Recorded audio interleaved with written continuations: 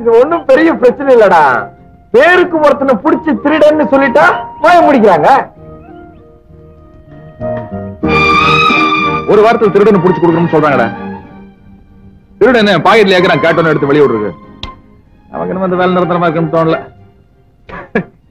ஊர்க்கா வேஷம் போட்டு திருட மாதிரி முழிக்க வேண்டியிருக்குடா. திருட கடிச்சிட்டா. எங்கடா? எங்க எங்க? திரும்பிப்பா, இங்கப்பா, நன்றாக கூர்ந்து என்னை கவனித்துப்பார். நான் தான் அந்த திருடன். என்னடா சொல்ற? திருடனை பிடிக்கிற, அடிக்கிற, துரத்துற, இத காலநிலையில இருக்கவங்க பார்த்தா போதும் இல்லடா. போதும். அந்த கேரக்டர் நான் பண்ணட்டா. இங்க பார், கூட்டம் சேர்ந்ததை என்னை விட்டுடு. அப்பதான் நான் ஓட முடியும். இல்லன்னா என் கேரக்டர் ஸ்பாயில் பண்ணிடுவானுங்க.